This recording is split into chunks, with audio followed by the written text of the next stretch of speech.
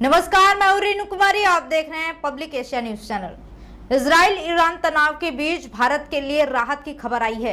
ईरानी विदेश मंत्री हुसैन अमीर अब्दुल्लाहियान ने ऐलान किया है कि जल्द ही भारत के अधिकारियों को उसके 17 लोगों से मुलाकात करने की अनुमति देगा। दरअसल ईरान की नौसेना ने हाल ही में इजराइल के अरबपति याल ओफल का मालवाहक जहाज अपने कब्जे में कर लिया था। इस जहाज पर 17 भारतीय भी सवार थे। इन लोगों की सुरक्षित वापसी के लिए कल भारतीय विदेश मंत्री ने ईरान के विदेश मंत्री से बातचीत की थी। ईरान के नौसेना ने होर्मुज जलमंडरू मध्य के पास ओमान की खाड़ी में भारत की ओर आ रहे इजरायली अरबपति के इस जहाज को अपने कब्जे में ले लिया था।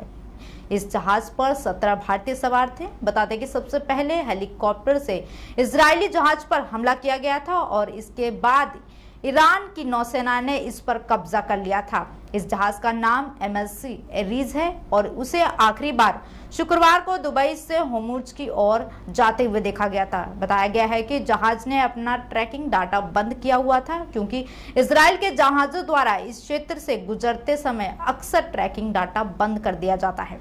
विदेश मंत्री डॉक्टर एस जयशंकर ने रविवार रात ईरान के विदेश मंत्री एच अमीरादुल्लाहिन और इजराइल के विदेश मंत्री इजराइल कॉट्ज से फोन पर बात की थी। रविवार शाम हुई बातचीत में ईरान इजराइल संघर्ष की वजह से बने हालात पर चर्चा की गई थी। इस दौरान ईरान द्वारा कब्जे में लिए गए जहाज पर मौजूद 17 भारतीयों की सुरक्षित वापसी पर भी चर्चा हुई थी।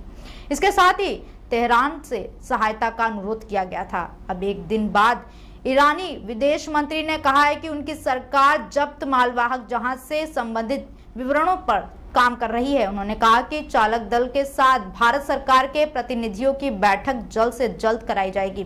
दरअसल सीरिया की राजधानी दमिश्क स्थित ईरान के राजनयिक मिशन पर 1 अप्रैल को ईरान ने एयर स्ट्राइक किया था। हमले में ईरान के 2 शीर्ष कमांडरों की मौत हो गई थी। इसके जवाब में ईरान ने शनिवार देर रात इजराइल पर 303 मिसाइलें दागी थी। इस दौरान ड्रोन हमले भी किए गए थे, जिस पर ईरानी विदेश मंत्री ने गाजा में युद्ध रोकने के साथ साथ फिलिस्तीन इनक्लेव में इजरायली हमले को रोकने के लिए संयुक्त राष्ट्र सुरक्षा परिषद सहित अंतर्राष्ट्रीय संस्थाओं के माध्यम से भारत की निरंतर भूमिका का आह्वान किया। उन्होंने गाजा में एक स्थायी युद्ध विराम और भूमध्य सागरीय तटों से लाल सागर तक क्षेत्र में शांति और सुरक्षा के लिए ईरान की मांग को दोहराया।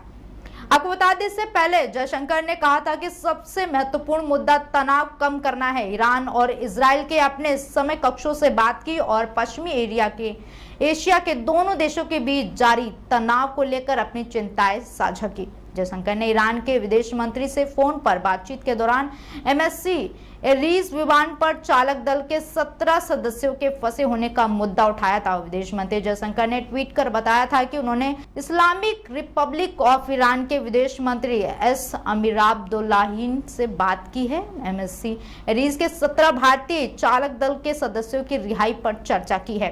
क्षेत्र की मौजूदा स्थिति पर भी बात हुई है। इस दौरान इस बात पर जोर दिया गया कि दोनों देश तनाव बढ़ाने से बचे, संयम बरते और कूटनीति की ओर लौटे। वहीं विदेश मंत्री ने इजराइल के समकक्ष से भी बात करने के बाद ट्वीट किया था कि इजराइल के विदेश मंत्री इजराइल कॉट्ज के साथ बातचीत हुई, कल के घटनाक्रम पर बात की और चिंता व्यक्त की, और आगे कहा कि हमने पूरे क्षेत्र के हालात पर विस्तार से बात की है। हमारे बीच संघर्ष में रहने पर सहमति बनी है।